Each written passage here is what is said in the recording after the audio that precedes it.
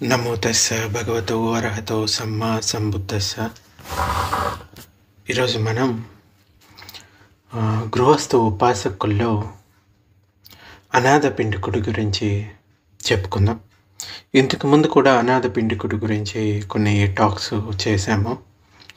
అయినా కూడా దీంట్లో ఆల్మోస్ట్ అన్నీ కలుపుకొని ఒక చోట చేర్చినట్టుగా ఉంటుంది ఈ ప్రవచనం. భగవానుడి కాలంలో శ్రావస్తిలో సుమన శ్రేష్ఠి ఇంట అనాథ పిండికుడు జన్మించాడు. ఆయన అసలు పేరు సుదత్తుడు. అంటే సుదత్త అంటే మంచి దాతృత్వం కలవాడు అని అర్థం. కాలగమనంలో పేదలకు అనాథలకు అన్నదానం విరివిగా చేయడంతో ఆయన్ను అనాథ పిండికుడు అని పిలిచేవారు. పిండం అంటే ఆహారం, అనాథలకు పిండాన్ని ఇచ్చేవాడు కాబట్టి, పిండం అంటే ఆహారాన్ని ఇచ్చేవాడు కాబట్టి అతన్ని అనాథ పిండికుడు అని పిలిచేవారు. ఎన్నో పుణ్యపార్మితల కారణంగా భగవానుడి దర్శనంలోకి వెళ్తాడు. ఒకానొక సందర్భంలో అనాథ పిండికుడు శ్రావస్తి నుండి రాజగిరిలోని తన బావమరిది ఇంటికి ఎంతో ముఖ్యమైన పని మీద తీరిక చేసుకుని వెళ్ళాడు. బావమరిది ధనపాలుడు ఇంతకు పూర్వం తనను ఆదరించిన విధంగా ఆదరించకపోవడం అనాథ పిండికుడు వచ్చినప్పుడు అనాథ పిండికుడిని ఆశ్చర్యపరిచింది. ఏదో ముఖ్యమైన పనిలో ధనపాలుడు మునిగి ఉన్నట్లు, హడావుడి పడుతూ ఉన్నట్లు తెలుసుకున్నాడు. తర్వాత ప్రసంగవశాన తన బావమరిది ధనపాలుని నోట బుద్ధుని గురించి వినడం జరిగింది. అంటే యాక్చువల్గా భగవానుడికి ఇంకా భిక్షు సంఘాన్ని కోసమని తర్వాత రోజు కోసం వీళ్ళు భోజన దానం ఇవ్వడానికి అన్నీ సిద్ధపరుస్తూ ఉన్నారు. అంతకుముందు ధనపాలుడు ఇంటికి ఎప్పుడు వచ్చినా కానీ అంత హడావుడి కనపడలేదు. అయితే మాటల్లో మాట బుద్ధుడి అని చెప్తాడు ధనపాలుడు.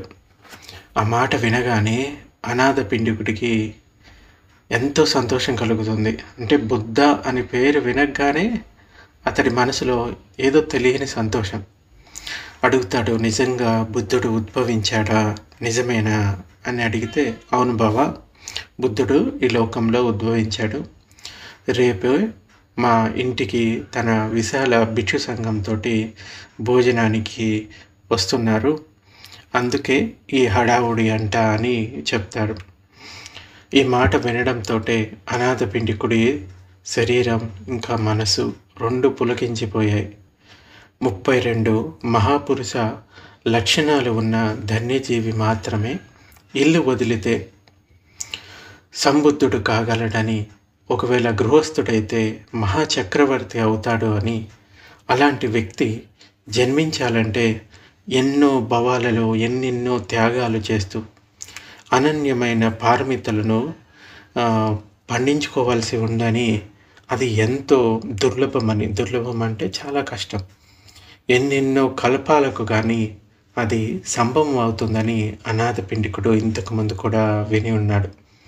కానీ ఎన్నడూ అబద్ధం ఆడడం ఎరుగని తన మిత్రుడు, తన బావమరిది ఈ విషయం చెప్పడంతో అతడికి విశ్వాసం కలిగింది. ఇంకా ఈ సమ్యక్ సంబుద్ధుడు శాక్య వంశానికి చెందిన సిద్ధార్థుడని, చక్రవర్తి అయ్యే అవకాశాన్ని, ఇంకా బింబిసారుడు తన అర్ధరాజ్యం ఇవ్వచూపిన అవకాశాన్ని వదిలివేసి శ్రమణ భిక్షువై అడవులకు వెళ్ళి తపస్సు చేశాడు అని, చివరకు స్వయంగా మధ్య మార్గధరుడై బోధి పొందాడు అని తెలుసుకున్నాడు. ఇంకా 3 అన్నదమ్ములైన కశ్యపులు, అంటే అప్పట్లో కొంచెం ఫేమస్ అయి ఉండేవాళ్ళు అనమాట. నది కశ్యపుడు, గయా కశ్యపుడు, ఉరివేల కశ్యపుడు అని, ఇలా 3 కశ్యపులు తమ 1000 మంది శిష్యులతో సహా భగవానుణ్ణి ఆచార్యునిగా అంగీకరించి భిక్షు సంఘంలో కలిసిపోయారని కూడా తెలుసుకున్నాడు.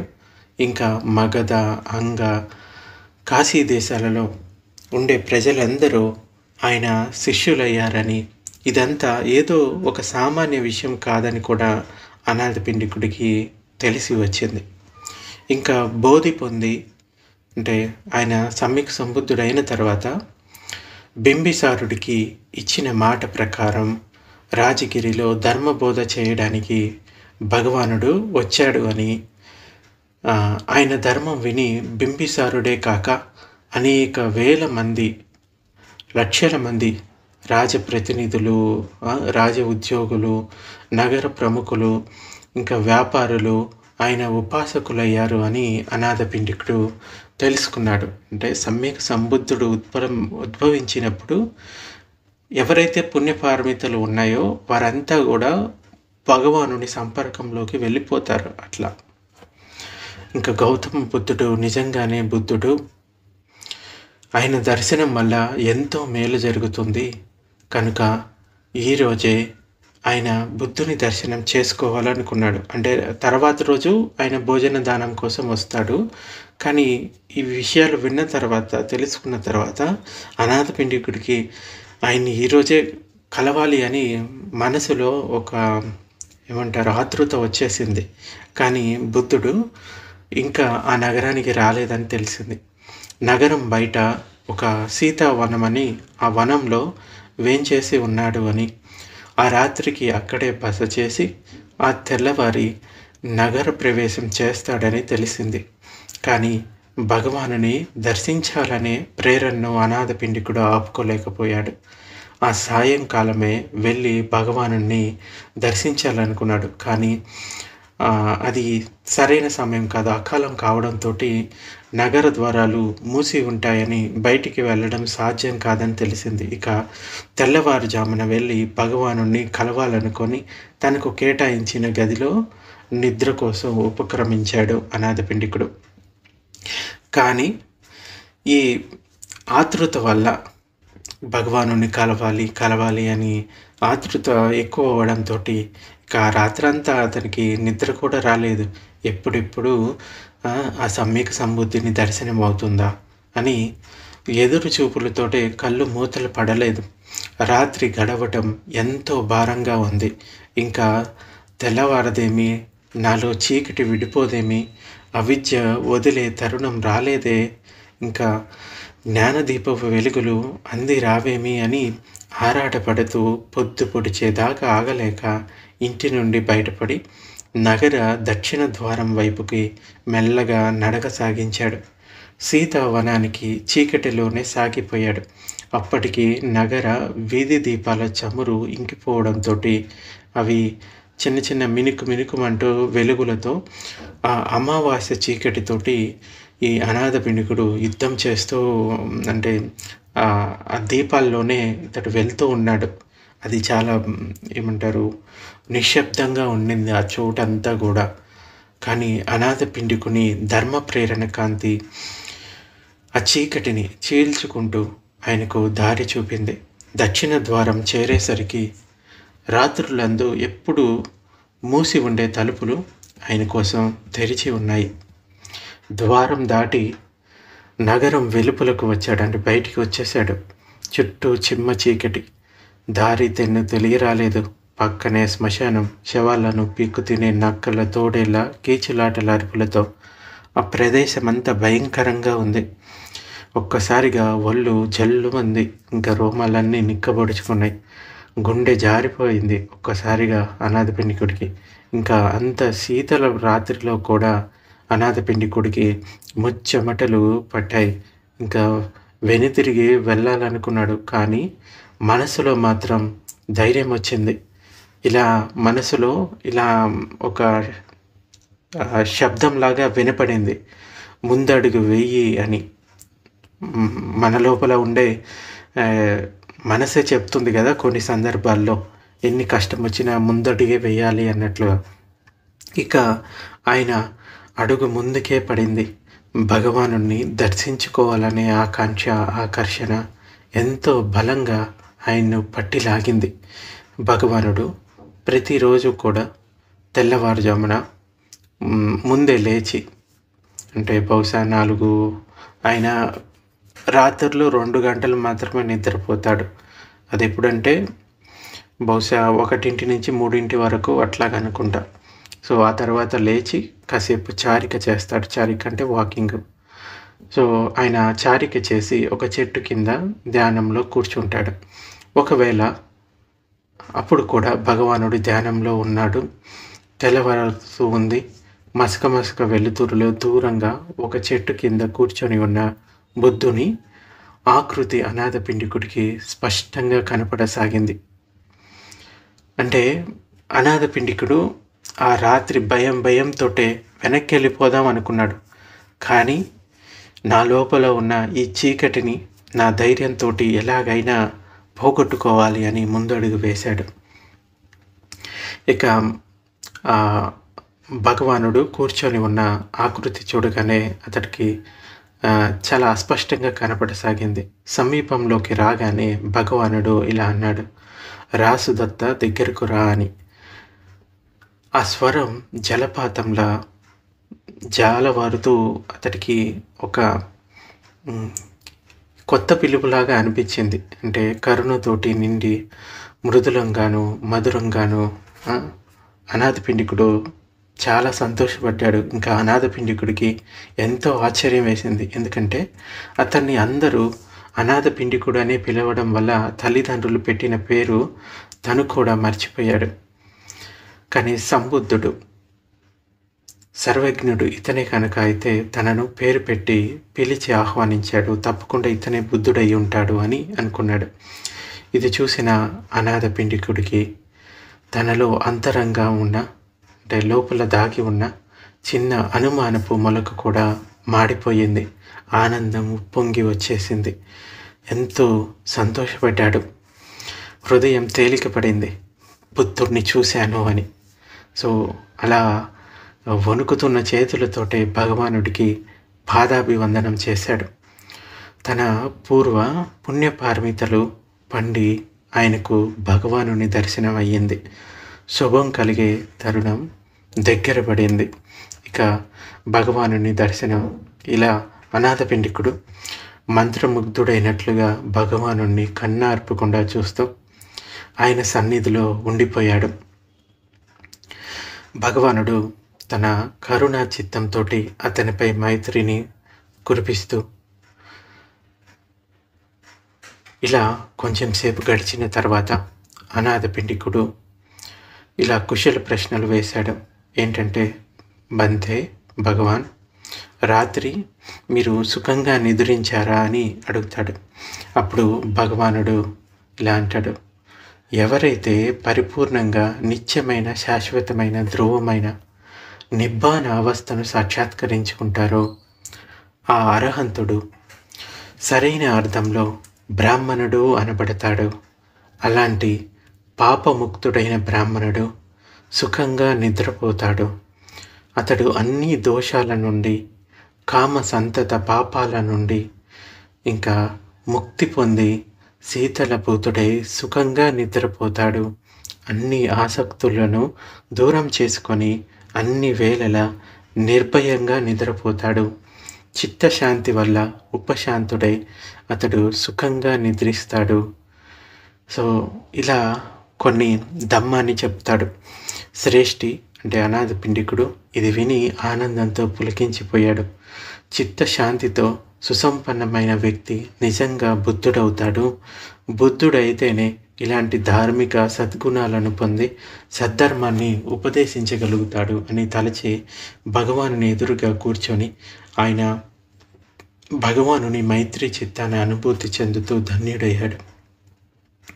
సద్ధర్మాన్ని వినడానికి అనాథ పిండికుడి చిత్తం సిద్ధంగా ఉందని భగవానుడు గ్రహించి ధర్మోపదేశం ఇచ్చాడు.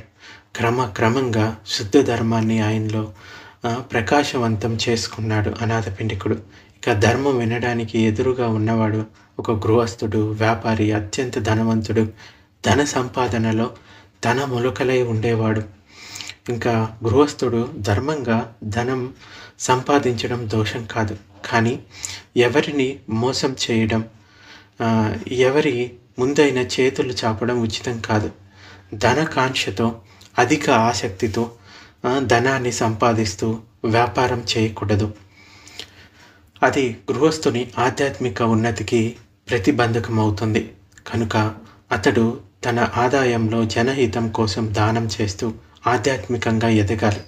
ఈ విషయాలను దృష్టిలో ఉంచుకొని భగవానుడు ఆ శ్రేష్ఠికి అంటే అనాథ పిండికుడికి దానం యొక్క మహత్యాన్ని విశదీకరించాడు. భగవానుడు ఎప్పుడైనా ధర్మం చెప్పేటప్పుడు మొదట దాన కథ, తర్వాత శీల కథ, తర్వాత దేవతల గురించి చెప్తాడు, ఆ తర్వాత ఇంద్రియ సుఖాల గురించి, ఆ తర్వాత ఈ 4 ఆర్య సత్యాల గురించి ఇలా స్టెప్ బై స్టెప్ చెప్తాడు. ఎందుకంటే ఈ ధర్మ మార్గంలో ముందుకు వెళ్ళాలి అంటే వాళ్ళ లోపల ఉన్న లోభాన్ని వదిలిపెట్టాలి. దాన గుణం అన్నది చాలా ఇంపార్టెంట్. అందుకే మనకి 10 పారమితల్లో కూడా మొట్టమొదటిది దాన పారమితే ఉంటుంది. అంటే గృహస్థుడు తాను ఏదైతే సంపాదిస్తున్నాడో తన దగ్గర ఉన్న దాని నుంచి కొంత భాగం ఇంకొకరితోటి పంచుకోవడం వల్ల అతని మనసులో ఉన్న లోభాన్ని పోగొట్టుకోగలుగుతాడు. అలాగే తన పుణ్యాన్ని కూడా పెంచుకోగలుగుతాడు. సో ఇటువంటి పుణ్యపారమితలు ఉన్నవారికి ధర్మం చాలా తొందరగా అర్థమవుతుంది. ఇక దానం చేయడంతో పాటు శీల ధర్మం గురించి అనివార్యమైన ఆవశ్యకతను తెలిపాడు. అంటే శీలం పాటించడం వల్ల బెనిఫిట్స్ ఏంటి, ఎందుకు పాటించాలి అని శీలం గురించి, సమాధిని ప్రజ్ఞను ఎలా భావితం చేసుకొని సుఖంగా ఎలా జీవించాలో భగవానుడు బోధించాడు.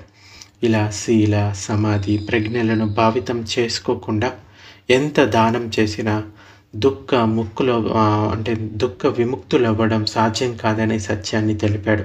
అంటే కేవలం దానం చేసి అక్కడే ఆగిపోకూడదు. దానం కన్నా శీలం గొప్పది, శీలం కన్నా ధ్యానం గొప్పది. అంటే సమాధి, ప్రజ్ఞలు గొప్పవి. ఇక అనాథ పిండికుడి శీలం ఆవశ్యకత అతనికి తెలిసి వచ్చింది. అహాన్ని వదిలించుకునే ప్రజ్ఞ అతనిలో ఉదయించింది. అహం ఎంత వదిలిపోతే శీలం ఎంత పాటిస్తే అంతంత సుఖం ఉందని తెలిసింది. ఈ జన్మలోనే కాదు, మరణ అనంతరం కూడా సద్గతుల వల్ల సుఖం ఉందని తెలిసింది. ఇంకా తృష్ణను తృప్తిపరచడం అసాధ్యం కనుక అది తీరకపోవడం వల్ల మనసులో ఏర్పడే అసంతృప్తి, ద్వేషం, కోపం అన్నీ చిత్తాన్ని అతలాకుతలం చేస్తాయని, ప్రపంచంలో అందరికన్నా ఎక్కువ ధనం ఆర్జించినా కూడా తృష్ణ వదలదని, ఆసక్తి వదిలితేనే దుఃఖాల నుండి విముక్తి లభిస్తుందని గ్రహించడానికి ఆ అనాథ పిండికుడికి ఎంతోసేపు పట్టలేదు. ఇంకా అనాథ పిండికుడి మనసు అంతర ధర్మపు లోతుల్లోని అర్థం చేసుకోవడానికి అనుకూలంగా ఉందని తన పరచిత్త జ్ఞానంతో, అంటే ఇంకొకళ్ళ చిత్తాన్ని చదవగలిగే జ్ఞానం భగవానుడికి ఉంటుంది. తన బోధి చిత్తంతో గ్రహించిన భగవానుడు మెల్లగా అతడికి అష్టాంగ మార్గాన్ని, 4 ఆర్య సత్యాలను వివరించాడు. అంటే సంబోధికి ఏది ఆవశ్యకమో ఆ మనశ్శరీరాల సంయుక్త ధర్మాన్ని వివరించసాగాడు. ప్రపంచానికి, ఇంద్రియాలకు, నిత్యం జరిగే స్పర్శలకు అనుగుణంగా స్పందించే ఈ మనశ్శరీర స్కందాలను వివరంగా బోధించాడు. ప్రతి స్పర్శకు స్పందించే వేదనా స్కందం గురించి అనుభూతి పరంగా తెలుసుకోవడం నేర్పించాడు. అంతే, ఇక అనాథ పిండికుడు వినేది వింటూనే అంతర్ముఖుడు అవ్వసాగాడు. అంతరంగా మనశ్శరీరాల అనిత్య ధర్మాన్ని అనుభూతి చెందసాగాడు. వినేది వింటూనే ఈ అహంకారం అన్నది మిథ్య అని తెలుసుకున్నాడు. నేను, నాది, నా ఆత్మ అనుకునే వాటి ఆధీనంలో మనశ్శరీర ధర్మాలేవీ లేవని తెలుసుకున్నాడు. అనాత్మ భావన అతనిలో తెలిసి వచ్చింది. ఇంకా ముక్తి త్రోవలో పడ్డాడు. అంటే శ్రోతాపన్న ఫలాన్ని పొందాడు. అలా ముక్తి మార్గంలో పడడానికి అతనికి తన ఎన్నెన్నో జన్మల, అంటే జన్మల సంచిత పుణ్యపార్మిత బలం అతనికి చేయూతనిచ్చింది. ఆ బలం వల్ల భవచక్రం బలహీనపడసాగింది. అతనిలోని చిన్న చిన్న ముడులు, జటలు కూడా తరంగాలుగా విచ్చిపోసాగాయి. ఇంకా నిరయ లోకాలకు లాగే భవ సంస్కారాలు విడిపోసాగాలి. అంటే ఇక అతడు నిరయ లోకాల్లో జన్మను పొందడు. ఇక అనిత్య అనాథ ధర్మం అతడికి పూర్తిగా తెలిసి వచ్చింది. ఇంకా అహం అంతమవ్వసాగింది.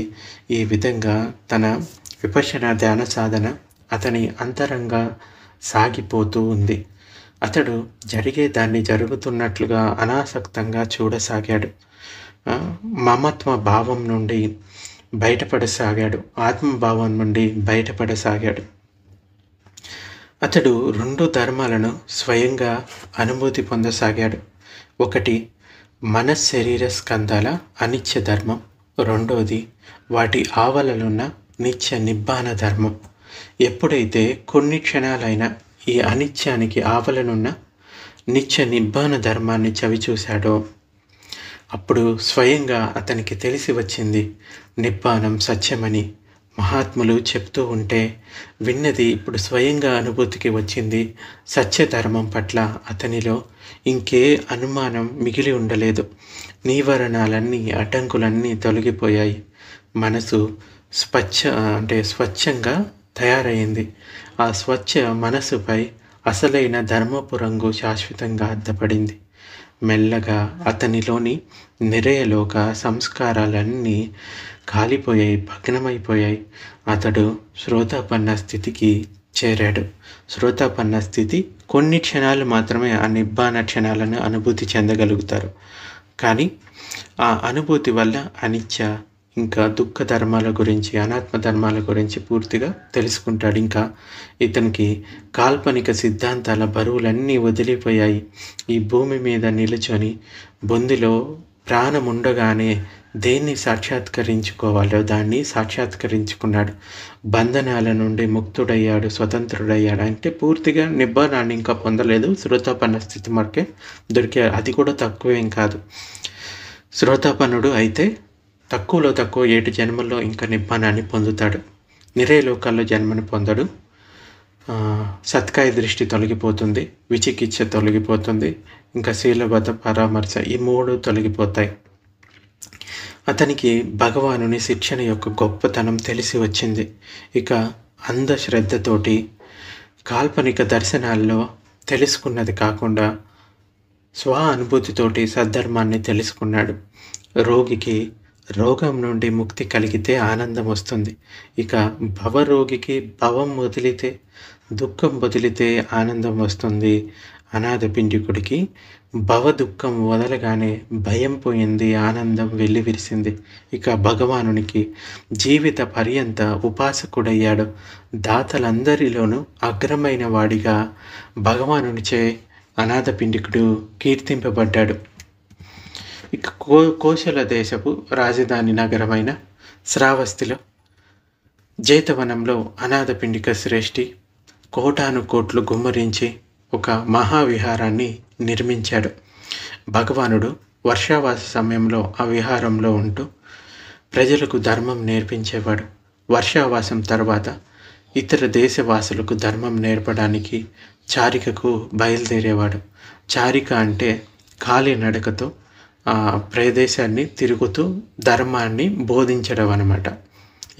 ఏ ప్రాణి అయితే తన లోపల పుణ్యపారమితలు ఉన్నాయో ఆ ప్రాణి భగవానుడు చెప్పిన ధర్మాన్ని అర్థం చేసుకోగలుగుతుంది. వాళ్ళకి ఆయన భగవానుడు ధర్మాన్ని బోధించగానే అట్లీస్ట్ శ్రోతాపన్న స్థితికైనా వెళ్ళేవాళ్ళు. భగవానుడు అక్కడ నివసించే సమయంలో ఉన్న క్రమశిక్షణ, సాధన, అభ్యాసం ఆయన లేనప్పుడు అంతగా ఉండేది కాదు. వాతావరణం అంత కలకలలాడుతూ ఉండేది కాదు. భగవానుడు ఉన్నప్పుడు జేతవన విహారం కలకలలాడుతూ ఉండేది. ఆయన వెళ్ళిపోగానే కొంచెం వాడిపోయి ఉండేది. అప్పుడు ఎవరు కొందరు భక్తులు పరిసర నగరాల్లో అక్కడి నుండి ఆ విహారానికి వస్తూ ఉంటారు. భగవానుని ఖాళీ కుటీరం ముందు శ్రద్ధతో కొన్ని పూలు ఉంచి వెళ్తూ ఉండేవారు. కానీ అది వారికి అంత సంతృప్తిగా ఉండేది కాదు, అంత సంతోషంగా ఉండేది కాదు. అనాథ పిండికుడు దీనికి ఏదో ఒక ఉపాయం ఆలోచించాలి. భగవానుడు లేనప్పుడు ఇలా అసంతృప్తితోటి వచ్చిన వాళ్ళు వెళ్ళటం మంచిది కాదు, దీనికి ఏదో ఒకటి ఆలోచించాలి అని అనుకుంటాడు. ఆ జేతవనాన్ని కూడా ఎంతో డబ్బు పెట్టి కొంటాడు. అంటే తన జేతరాజు దగ్గరికి వెళ్ళి ఈ విహారాన్ని కొనాలి అనుకుంటున్నాను, ఎంత ధనమో చెప్పండి నేను ఇస్తాను అంటే, ఆ జేతరాజుకి అది చాలా ఇష్టమైన వనం అనమాట. దాన్ని అమ్మడానికి ఇష్టపడడు. ఇలా అంటాడు, నువ్వు ఈ బంగారు నాణేలతో ఈ నేలను పరిచినా కానీ నేను అమ్మబోను అంటే, బంగారు నాణేలతో ఈ నేలను పరుస్తూ పోస్తే నువ్వు ఆ ధనంతో నాకు ఈ స్థలాన్ని అమ్ముతావు కదా అని వెంటనే బండ్లలో బంగారు నాణేలు తెప్పించేసి ఆ వనం అంతా కూడా ఎంత నేల ఉందో అంత నేల వరకు బంగారు నేలలు పరుస్తూ పోతే 70% పరిచిన తర్వాత ఆ జేతరాజు చాలా ఆశ్చర్యపోతాడు. ఇంత ధనం పెట్టి కొనాల్సినంత అవసరం ఏముంది ఇక్కడ అని. అయితే అడుగుతాడు, ఇంత ధనం పెట్టి ఎందుకు కొంటున్నావు? ఈ శ్రావస్తిలో ఇంకా చాలా చోట్లు ఉన్నాయి, కానీ ఈ స్థలానికి ఇంత ధనం పెట్టాల్సిన అవసరం లేదు కదా అంటే, అనాథ పిండికుడు అంటాడు, మీకు ఇంకా ధనం కావాలంటే తెప్పిస్తాను. ఈ స్థలం యొక్క మహత్యం మీకు తెలియట్లేదు. భగవానుడు వచ్చి ఇక్కడ ఉంటాడు. అలాగే భగవానుడు ఇక్కడ ఉన్నప్పుడు ఎంతోమంది ధర్మాన్ని వినడానికి వస్తారు. ఇంకా భిక్షువులు కూడా ఇక్కడ నివాసం ఉంటారు. దానితో పోల్చుకుంటే, అంటే ఆ ధర్మం ప్రజలకు అందుతుంది కదా, ఆ పుణ్యంతో పోల్చుకుంటే నా దగ్గర ఉన్న ధనం తుచ్చమైనది అని చెప్తాడు. సో ఇది విన్న తర్వాత జేతరాజు ఇక ఇప్పటి వరకు ఏదైతే ధనాన్ని పరుచుకుంటూ వచ్చావో బంగారు నాణేలు, అంతవరకు నీ దానము, ఇక మిగిలింది నా దానము అని చెప్తాడు. అందుకే ఆ విహారానికి 2 పేర్లు ఉంటాయి, జేతవనము అని, ఇంకా అనాథ పిండికుడి ఆరామం అని. ఇప్పటికి కూడా మీరు కనుక శ్రావస్తి వెళ్తే అనాథ పిండికుడి ఆరామాన్ని చూడవచ్చు, చాలా బాగుంటుంది అది. అయితే ఈ భగవానుడు లేనప్పుడు ప్రజలు అంతగా వచ్చేవాళ్ళు కాదు, తక్కువగా వచ్చేవాళ్ళు. భగవానుడు లేనప్పుడు ఆయన గుర్తుగా ఇక్కడ ఒక మందిరమో లేక ఏదో ఒక అంటే ఒకటి ఉంటే శ్రద్ధ వ్యక్తం చేయడానికి బాగుంటుందని ప్రజలు అనుకునేవారు. ఆ రోజుల్లో ఆ పద్ధతి ఉండేది. ప్రజలు తమ ఇష్టమైన దేవీ దేవత లేకపోతే యక్షుడో బ్రహ్మో లేదో ఏ సత్పురుషుని పేరు మీదో శ్రద్ధగా భజన చేసుకోవడానికి ఏ చైత్యమో మందిరమో నిర్మించుకునేవాళ్ళు. దానిలో తమకు ఇష్టమైన వారి మూర్తిని స్థాపించుకునేవారు. ఇక ఈ చైత్యాల్లో ఒంటరిగా కానీ కుటుంబాలుగా కానీ భక్తులు వస్తూ పూజలు అర్చనలు చేసుకుంటూ పత్రాలు పుష్పాలు సమర్పించుకునేవాళ్ళు. ఇంకా ధూప దీపాలు వెలిగించేవారు, పండుగలు తిరునాళ్ళు చేసుకునేవాళ్ళు. ఈ కార్యక్రమాలన్నీ ఉత్సాహంగా రంగరంగ వైభవంతో అప్పుడు కొన్ని సాంప్రదాయాలు ఉండేవి, జరుగుతూ పోయేవి. భగవానుడు లేనప్పుడు జేతవనంలో కూడా అలాంటివి జరిగితే బాగుంటుందని అనాథ పిండికుడి శ్రేష్ఠి భావించాడు. ఇక ఆయన తన మనో అభిష్టాన్ని ఆనందబంతికి తెలిపాడు. ఆనందుడు ఎంతో సావకాశంగా ఈ విషయాన్ని భగవానుడికి నివేదించాడు. భగవానుడిని అడిగాడు, బంతే భగవాన్, చైత్యాలు ఎన్ని విధాలుగా ఉంటాయి? చైత్యాలు అంటే స్తూపాలు. మనం చూడొచ్చు ఇప్పటికి కూడా బుద్ధిస్ట్ ప్లేసెస్కి వెళ్తే కొన్ని స్తూపాలు కనపడుతూ ఉంటాయి, రౌండ్గా ఉంటాయి కదా, వాటిని స్తూపాలు అంటారు. అయితే అవి 3 రకాలుగా ఉంటాయి అని చెప్తాడు. 3 రకాల స్తూపాలు మనకు కనపడతాయి. ఒకటి శారీరకమైంది, 2 ఉద్దేశికమైంది, 3వది పారిభోగికమైంది. అంటే భగవాన్ బుద్ధుడు జీవించి ఉండగానే ఆయన పేరు మీద ఏదైనా చైత్యం నిర్మించవచ్చా అంటే, శారీరక చైత్యం తథాగతుడి శరీరాన్ని వదిలిన తర్వాత ఆయన ధాతువులపై నిర్మించబడుతుంది. ఉద్దేశిక చైత్యంలో ఆయన మూర్తిని చిహ్నాన్ని ఇంకా దేన్నైనా స్థాపించడం ద్వారా మనో అభిష్టాలు ప్రాముఖ్యం వహిస్తాయి. ఇక పారిభోగిక చైత్యం అయితే తథాగతుని జీవన కాలంలో కూడా నిర్మించవచ్చా అని అడుగుతాడు ఆనందుడు. సో భగవానుడు అనాథ పిండికుడి మనో అభిష్టాన్ని తెలియచేశాడు. ఇలా అనుకున్నాడు అనాథ పిండికుడు అంటే, ఇక ఒక పారిభోగిక చైత్యాన్ని స్థాపించడానికి అనుమతి పొందాడు. దానివలన భగవానుడు పరోక్షంగా జేతవనం జనశూన్యంగా లేకుండా ఉత్సాహశూన్యంగా లేకుండా చేయడం. కానీ భగవానుడు ఎప్పుడూ కూడా ఈ కర్మకాండలని ప్రోత్సహించేవాడు కాదు. అంటే పూజలు పునస్కారాలు వీటి వల్ల ఏమీ ఉపయోగం లేదు అని చెప్పేవాడు. కాకపోతే భగవానుడు లేనప్పుడు ఎవరైనా దర్శించుకోవడానికి వచ్చారనుకో, అక్కడ నమస్కారం చేసుకోవడానికి ఏదో ఒకటి ఉంటే బాగుంటుంది అన్న ఉద్దేశం అన్నమాట. అయితే భగవానుడి పరినిర్వాణం తర్వాత ఆయన ఉపయోగించుకున్న భిక్షాపాత్ర, చీవరం, లేకపోతే చేతికర్ర మొదలైన వస్తువుల్లో ఏదో ఒక దానిపైన చైత్యం నిర్మాణం జరగడం ఆనవాయితీ అని స్పష్టంగానే మనకు తెలుసు. కానీ జీవించి ఉండగా కళ్యాణకరమైన, ఆరోగ్యకరమైన, పరమార్థంతో కూడిన పరంపరను మొదలుపెట్టడానికి దేనిని ఉపయోగించి చైత్యం నిర్మించాలో భగవానుణ్ణి అడిగాడు. ఆయన తాను ఉపయోగించిన ఏ చైతిక వస్తువులపై చైత్యం నిర్మించడానికి ఇష్టపడలేదు. లోకోత్తరమైన నిబ్బాన ప్రాప్తి కొరకు తనకు నీడనిచ్చి ఉపయోగపడింది అదే ఒక్క బోధి వృక్షమే. కనుక ఆనందుని ధ్యాసను దానివైపు మళ్లిస్తూ భగవానుడిలా చెప్పాడు. తథాగతుడు జీవించి ఉండగానే బోధి వృక్షమే పారిభోగిక చైత్యమవుతుంది. ఎందువల్లనంటే దాని కింద కూర్చొని ఇతరులు కూడా ఆ నిబ్బాన సుఖ రసస్వాదన చేయగలుగుతారు అని భగవానుడు చెప్తాడు. అంటే ఒక్కొక్క బుద్ధుడికి ఒక్కొక్క బోధి వృక్షం ఉంటుంది. ఈ గౌతమ బుద్ధుడికి రావి వృక్షం అన్నది బోధి వృక్షం. ఇక్కడ కొంతమంది ఇలా అనుకుంటారు, బోధి వృక్షం కింద కూర్చుంటే నిబ్బానాన్ని పొందుతామని. అలా కాదు, అది నీడనిచ్చింది. సంబోధి పొందడానికి ఆయనకి నీడనిచ్చింది. సో అది అంటే బోధి వృక్షంగా పిలుస్తాము, అంతేగాని బోధి వృక్షం కింద కూర్చుంటే మీకు నిబ్బానం లభించదు. సో కొంతమంది ఇటువంటి నమ్మకాలు కూడా ఉంటాయి, అందుకోసమే చెప్తున్నాను. ఏదో చెట్ల కింద కూర్చుంటే, ఈ చెట్టు కిందో ఆ చెట్టు కింద కూర్చుంటే నిబ్బానం దొరకదు. కానీ ఆ భగవానుడు సంబోధిని పొందిన చోటు మిగతా చోటు కన్నా డిఫరెంట్గా ఉంటుంది. సో ఆనందుడికి ఈ విషయం బాగా నచ్చింది. ఇక ఆయన మహామొగులాన బంతే ద్వారా ఈ బోధుగయలోని బోధి వృక్షపు బీజాన్ని తెప్పించాడు.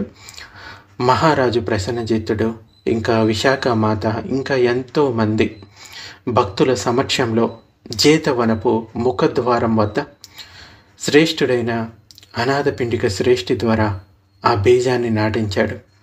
అది మొక్క మొలిచి వృద్ధి చెంది వృక్షమయ్యింది. ఇదంతా ఆనందుని సత్ప్రయత్నంతో జరిగింది కనుక ఆ వృక్షానికి ఆనంద బోధి అనే పేరు వచ్చింది. ఇప్పటికి కూడా జేతవనానికి వెళ్తే ఈ బోధి వృక్షాన్ని చూడవచ్చు. సో ఎవరైనా అంటే భగవానుడు నిబ్బానాన్ని పొందిన తర్వాత, లేదంటే ఆయన పరినిర్వాణం పొందిన తర్వాత ఆయన ఉపయోగించిన వస్తువులు లేకపోతే ఆయన ధాతువుల మీద ఈ చైత్యాలను నిర్మించడం జరుగుతుంది. అయితే భగవానుడు క్లియర్గా చెప్పాడు, కర్మకాండలో ఏమీ పూజలు పునస్కారాలు ఏమీ వద్దు అని. కానీ ఇప్పటికీ కూడా కొంతమంది ఇటువంటివి పాటిస్తూనే ఉంటాడు. ఒకవేళ నిజంగా భగవానుడి పట్ల శ్రద్ధ ఉంటే ఆ బోధి వృక్షానికి కేవలం నమస్కారం చేసుకొని ఒక 2 పువ్వులు సమర్పించాలనుకుంటే సమర్పించవచ్చు, లేకపోతే అది కూడా అవసరం లేదు. జస్ట్ భగవానుడి సమక్షంలో ఉన్నట్టుగా ఫీల్ అవుతూ అక్కడ నమస్కారం చేసుకోవచ్చు. సో ఈ బుద్ధ స్టాచ్యూస్ ఇవన్నీ కూడా తర్వాత వచ్చినవి, బుద్ధుడి కాలంలో ఇవేమీ లేవు. ముఖ్యంగా భగవానుడు మహాపరినిర్వాణ సూత్రంలో చెప్తాడు, బంతే అంటే ఆనందుడు అడుగుతాడు, బంతే మీరు పరినిర్వాణం చెందిన తర్వాత మీ ధాతువుల పట్ల భిక్షువుల బాధ్యత ఏంటి అని అడుగుతాడు. అప్పుడు భగవానుడు క్లియర్గా చెప్తాడు, ఆ ధాతువుల బాధ్యత మీకు అవసరం లేదు, మీరు మిమ్మల్ని మీరు తరింప చేసుకోండి, అంటే మీరు మార్గఫలాలు పొందడానికి ప్రయత్నించండి. ఆ ధాతువుల బాధ్యత ఏదైతే ఉందో అది గృహస్థులకి వదిలిపెట్టండి. వాళ్ళు వాటిపైన చైత్యాలను నిర్మించుకొని వాటిని పూజించుకుంటారు, శ్రద్ధ పెంచుకుంటారు. సో మీరు వాటి పట్ల అంటే ఈ పూజ విధి ఇవన్నీ ఏమీ చేయవద్దు. మీరు మీ నిబ్బానాన్ని పొందడానికి ప్రయత్నించండి, మిమ్మల్ని మీరు తరింప చేసుకోవడానికి ప్రయత్నించండి అని చెప్తాడు. సో ఈ బుద్ధ స్టాచ్యూస్ అవన్నీ కూడా తర్వాత వచ్చాయి, బుద్ధుడి కాలంలో ఎప్పుడు లేవు. సో గుడ్డిగా దేన్ని నమ్మొద్దని భగవానుడు ఎప్పుడు చెప్తూ ఉంటారు. అంచేత ఏదైనా చేస్తున్నాము అంటే దానికి ఒక అర్థం ఉండాలి. ఇప్పుడు ఉదాహరణకి ఒక బుద్ధ స్టాచ్యూ దగ్గరికి వెళ్ళి ఏదో ఒక పూజ చేస్తూ ఉన్నారంటే అది ఏం చేస్తున్నాం అనేది ఆలోచించాలి. సో ఈ బోధి వృక్షము బుద్ధునిగా భావించి నమస్కారం చేసుకోవచ్చు. సో అంతవరకు ఓకే. ఇక ఆనందుడికి ఈ విషయం బాగా నచ్చింది. ఇంకా ఆ బోధి వృక్షాన్ని తెప్పించేసి అది అక్కడ నాటించడం జరిగింది. ఇక ఏ విధంగానైతే భగవానుడు బోధగయలోని బోధి వృక్షం కింద కూర్చొని ఆ పున్నమి వెన్నెల రాత్రంతా ధ్యానం చేసి అంటే నిర్వాణ సౌఖ్యాన్ని అనుభూతి చెందాడో అదేవిధంగా ఈ బోధి వృక్షం కింద కూడా ఒక పౌర్ణమి రాత్రి ధ్యానం చేసి నిబ్బాన సుఖాన్ని అనుభూతి చెందవలసిందిగా ఆనందుడు భగవానుడిని ప్రార్థించాడు.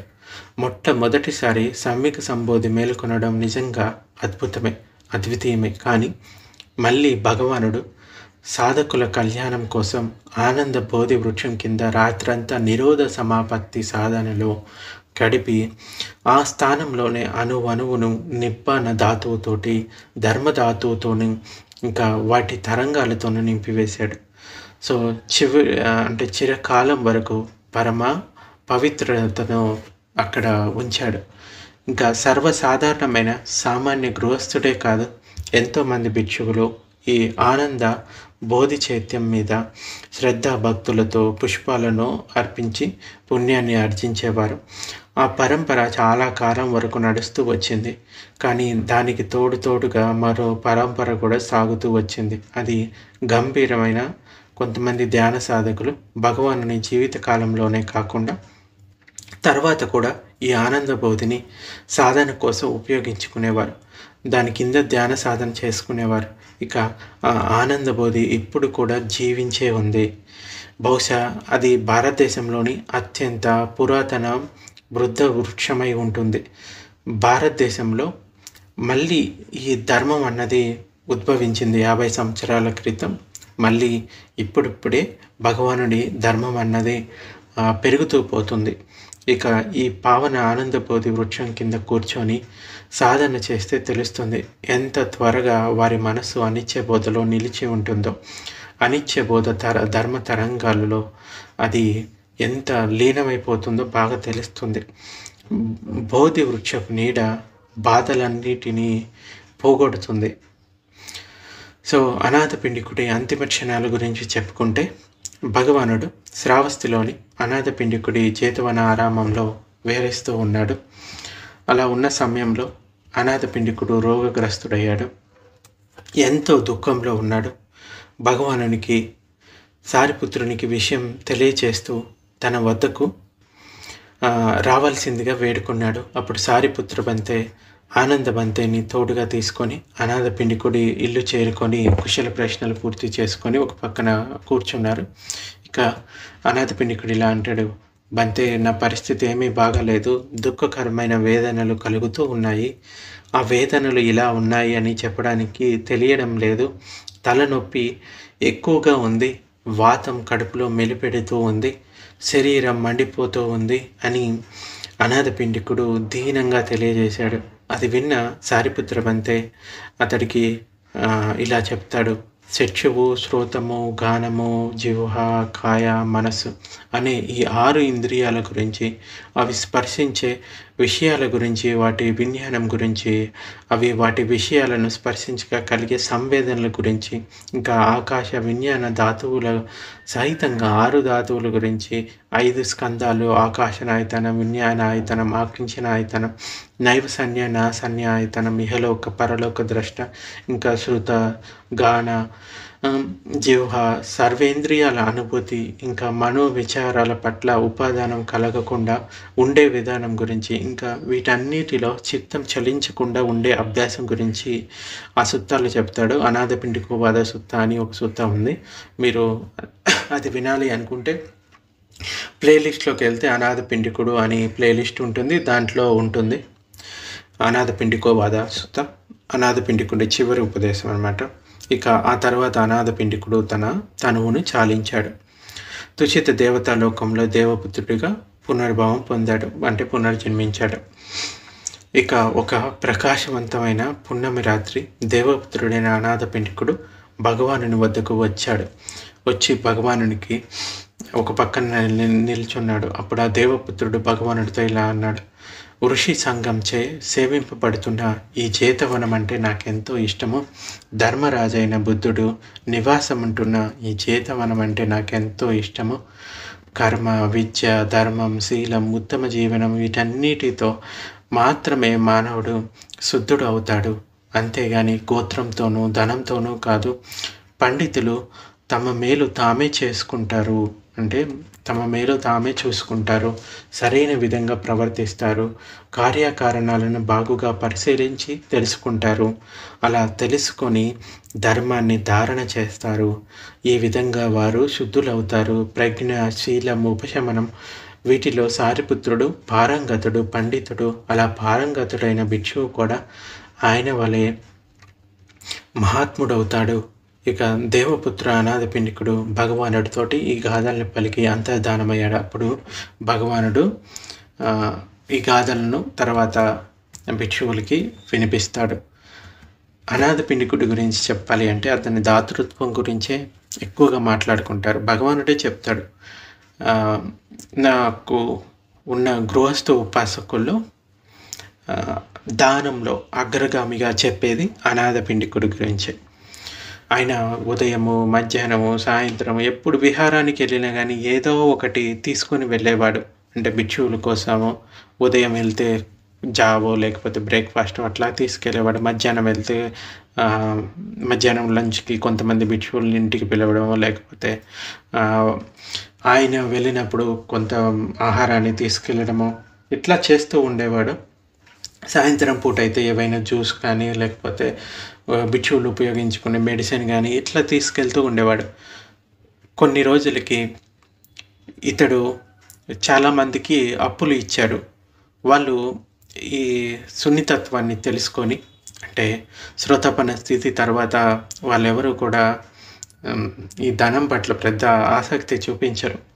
ఇంకా దానం చేయడంలో కూడా అసలు ఎటువంటి సంకోచం అనేది వాళ్ళకి ఉండదు. అయితే ఇది అలుసుగా తీసుకొని డబ్బులు తీసుకున్న వాళ్ళు తిరిగి ఇవ్వలేదు, ఎన్నో కోట్లు అన్నమాట. తిరిగి ఇవ్వకపోయేసరికి అనాథ పిండికుడు ఇక చాలా పేదరికంలోకి వెళ్ళిపోతాడు.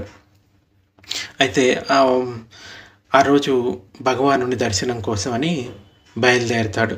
కానీ ఎప్పుడూ ఒట్టి చేతులతోటి ఈ జేతవనానికి వెళ్ళలేదు. అయితే ఆలోచిస్తాడు, ఈరోజు ఏం తీసుకెళ్ళాలి, ఇంట్లో ఏమీ లేవు అని ఆలోచించి తన పెరట్లోకి వెళ్తాడు. కొన్ని పూల మొక్కలు వేసి ఉంటాయి కదా, అక్కడ ఆ పెరట్లో ఆ పొదల్లో ఉన్న ఒక 2 గుప్పెళ్ళ మట్టిని తీసుకొని జేతవనంలో ఉన్న ఒక చిన్న చెట్టు కింద ఆ మట్టిని వేస్తాడు. అంటే చిన్న మొక్కకి ఆ మట్టిని వేసి ఇలా అనుకుంటాడు, నేను ఈ మట్టిని ఇక్కడ వేయడం వల్ల ఈ చెట్టు పెరిగి పెద్దదవుతుంది. ఈ చెట్టు కింద కూర్చొని ఎంతోమంది ధ్యానం చేసుకోగలుగుతారు. ఇది ఎంతోమందికి నీడని ఇస్తుంది. సో ఈరోజు ఈ మట్టిని నేను ఇక్కడ తీసుకొచ్చి ఈ జేతవన విహారానికి దానంగా ఇచ్చాను. ఈ పుణ్యం వల్ల నాకు సుఖం కలగాలి, సంతోషం కలగాలి అని అనుకున్నవాడు. సో దానం ఇవ్వడానికి అతడు ఈ మట్టిని ఇవ్వడం ఏంటి అనేది ఆలోచించలేదు. అంటే దాతృత్వం గురించి చెప్పుకుంటే అనాథ పిండికుడే మనం చెప్పుకోవచ్చు. అయితే మన ఉద్దేశాన్ని బట్టి ఆ దాన ఫలితం అన్నది దక్కుతుంది. సో అంటే దానం చేసినంత మాత్రాన నిబ్బానాన్ని పొందము. నిబ్బానం పొందడానికి, ధర్మం వినడానికి, దాంట్లో ముందుకెళ్ళడానికి ఈ దాన గుణం అన్నది ఉపయోగపడుతుంది. ఎందుకంటే ఈ ఇతన్నే తీసుకోండి, అనాథ పిండికుడు శ్రోతాపన్న స్థితిని పొందాడు. బహుశా సకదాగామి పొంది ఉండొచ్చేమో, తెలీదు, ఎక్కడ మెన్షన్ చేయలేదు. అంటే దేవపుత్రుడిగా జన్మించాడు అంటే ఇంకా నిబ్బానాన్ని పొందలేదు. సో ఇంకొన్ని జన్మల్లో తప్పకుండా, అంటే శ్రోతాపన్న స్థితిని పొందితే అట్లీస్ట్ 7 జన్మల్లో అయితే నిబ్బానాన్ని పొందగలుగుతారు. సో రోజువారీ జీవితంలో కూడా ఈ దాతృత్వాన్ని పెంచుకోండి. ఇది ఈరోజు ప్రవచనం.